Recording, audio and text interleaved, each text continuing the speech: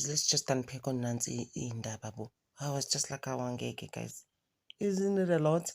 Like the series that I'm running here on News Galo for days. Kuningia Mzansi. That's what it's called. I Kuningi. Kuningi is like it's overwhelming actually. You'll think you're 2025 ngcono. Although we're praying every day. Ukuthi izinto zibe ngcono. UZukiswa, Nyama's guys, and it's almost like Enigma. They're actually for me. They are the same person. Bahlale betshela abantu to get off here on social media ngoba bona bazi iBhayibheli kakhulu ukudlula wonke umuntu, but mina my thing is that uNkulunkulu wasidala sonke ngokufanayo. You come wena njalo ujajana nabantu batshele the way beyama-witch ngakhona. Hayi bo guys, wena ubazelaphi? I'm just like, wow. Now she's talking about Kelly. Uthi uKelly uyi-witch, umbulali. Hayi bo guys, ngeke. Isn't it too much kodwa? And uzosho esihogweni. Ha. I was like, hayi ngeke. It was the stuff that she says, that lady, at times I'm just like, hey, bo, isn't it too much?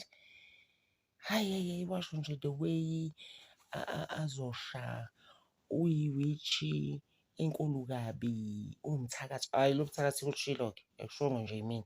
Ividiyo yakhona noyibheka la kuma-socials. It's doing rounds there. I'm just like, awasisi, ngeke. What she is committed to anything that has money. Hey, bo guys. Hayi bo guys, ziningi izinto ey'shoyo sesizinkulu ziyasabisa athi kwenzeka kanjani ukuthi umbulali acule i-gospel. I was just like, awasisinkeke. Phela wena awusabi lutho emhlabeni. Wathi uthi uma umbuka wena uwumuntu o-before uNkulunkulu. I'm just like, awa guys, nawe u-judgmental mase uthi ubuka le nto yakho. Cabanga nje guys, hayi.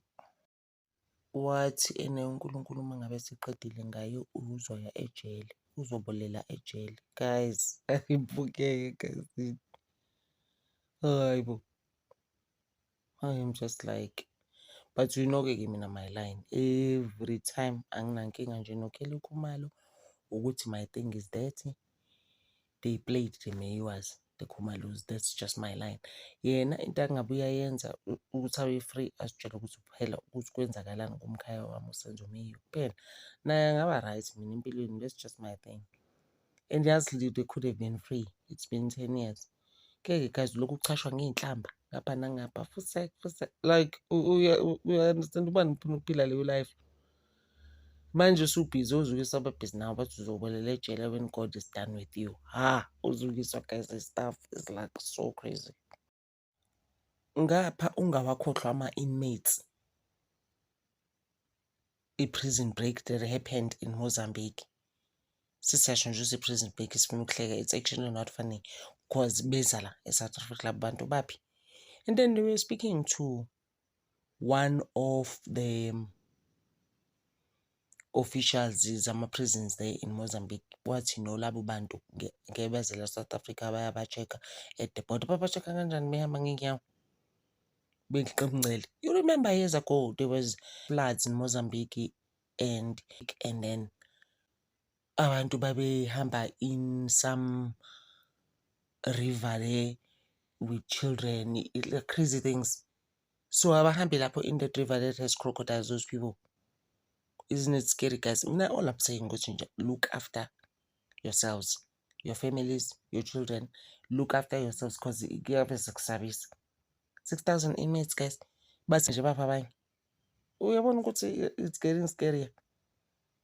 And then busy, the officials they were talking at the border, they were telling those people are they gonna pass. They are going to pass kahle. Bahamba bayacasha basamoyi bayagijima uyoze bafike kodwa la eSouth Africa ngikwazi. So uyabona ukuthi you need to be on a lookout, like on a serious note, like it's not even funny. Kuhlekisa. It's funny the stuff that's happening ngapha i-16-year-old ikwaze i-boyfriend ngapha eLimpopo. There's always something nje like ofeel ukuthi like mara why ukubona leyo nto le on New Year's Eve. Crazy things like that. Actually, I think early hours of New Year, that's when this incident happened. It's like, why? izinto njengekho right. Ngapha kona okungama the family bebenomshado ku-right, bagibela imoto ngathi endaba shayisana zodwa zawela eweni. Kwalimala abantu lapho abaningi, abanye basasesibhedlela. One family they lost 5 members, abanye basasesibhedlela. Guys, at times kuba too much. Impela fanele ukuthi sihlale emthandazweni, siqinise nje impela emthandazweni, simcele uNkulunkulu ukuthi asixolele because kuningi. At times we just like, hayibo, angisaze ngi-overwhelmed, ngine-anxiety, angazi what to do. We need to pray. Kuvele kube kuningi kakhulu guys, singabe sisazi ukuthi sishonephi. Ngaphi 5-year-old bayidlwengule, bayithathe bayifake in some bushes lapho, yatholakala lapho. Bawu-2 manje abantu abasolekayo. Omunye uthi ubeyolahla udoti, omunye uthi mina khathi ngiyolahla udoti I found someone there already. Uyayibona ukuthi like kwenziwa kanjani. Uvele nje usika ingane uqoqoqo. Who even does that? Tisabisa kanje. And then go to sleep at night. Hayi ngeke. Kufike kanjani nje ubuthongo, ngicela ukuthi ungichazele. Kwenzeka ngabe uSikhotheni noMaweni bayalwa bayathukana futhi like guys, sifike nini? Yebo, izinto abayishoyo to each other. Hhayi. Ngaleso sikhathi omama bemizi njalo lapha bayathukana. Labantu bashadile baney'ngane namadoda abo, izinto abayishoyo la ku-social media. Angazi ukuthi thina iy'ngane zethu fanele y'fundeni from that. Hhayi. Ashintshe futhi ama-officials asethi manje no, it's 100 that they captured. Abebethi bayabaleka and about 1,005. It's not 6,000, it's 1,500. But they've been saying 6,000 for the past 2 weeks. Sebethi manje 1,500 that's trying to come to South Africa. I'm just like, guys, yekani ukusisabisa thina. Nathi siney'nkinga zethu la South Africa. Sifune abantu esingabazi, umuntu umbone sime phandle. Ufuna ukuthi lo uqhamuka kuphi? Guys, just imagine the 16-year-old lo ogwaze u-24-year-old boyfriend, but iyona eqala yamthola namanye amadoda, yaqala yamshaya. But after that she took out a knife from her bag. Guys, kanjani? So the sergeant who was actually relating the story was like, no, into eyenzakalayo manje in the society is there is no trust. And ngibona ukuthi this boyfriend has been chaperoning her and mooring her before this. We understand that this is why ekanje bevele emshaya. So behlezi senommese baswamgwaza kanjalo-ke. So now uboshiwe, but manje she's underage. Usisters for ukuthi abe arrested. So she has been arrested. Kuzobonakala ukuthi kuzohlanganiswa. Ngathi normally when they are young they take them to juvie just so that they can repent and all of that. Yeah, so sisters, imagine guys, brothers on 24. I'm just like, are you serious right now? And the guy was saying, no, you trust us in that. It's like, oh, ngihlezi ngiyivikela angazi. Kuba ukhiphe esikhwameni guys ummese. It's like, kanjani? So yabona ukuthi she was always ready. Ukuthi nami ngeke ngizombonisa-ke umuntu. Cabanga. Remember guys, I was still talking about Gogo Maweni noSikhotheni bayalwa futhi bayagivana ey'ntweni, and then there was a story sokuthi-ke uSiyabonga umuntu actually ubaby daddy Maweni, right? Wagogo Maweni, ukuthi kwakuduma ukuthi wambhiwisha nje, no brothers wathi no, you didn't. Mina akazuze ngithakathi mina. What happened was that I made wrong choices nje in my life. That is why ubona i-career yami ingahambi kahle, ukuthi ube sewumuntu ophuzayo njena, uyi-alcoholic and all of that.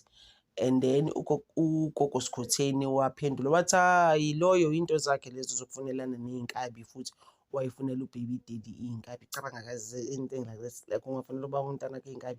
Who even does that? I was just like, those are crazy things. And then bathi ugogo Sikhotheni uconfirmile ukuthi no, those are things mina angizami-ke ngalezo y'nkabi zakhe. Cabanga guys, labo sithi angazi ukuthi when are they going to stop on social media. I even thought ugogo Sikhotheni is gonna go kancane ehlise after she was on that episode cancelled. Manje wes nayo befakaza leyo ukuthi hayi loyo into zakhe-ke shame lezo zokufunelana nenkabizi. She was like, mina try me with yonkabizi uzongibona ke. Asike sibeni lapho guys ngomgozo wase-South Africa. Uningi eMzansi guys. It's a lot. Thank you so much guys for your support. Ningakhohlwa njalo ukuthi I will give you a shout out if you've just opened your YouTube channel. Thank you guys, ngithanda over.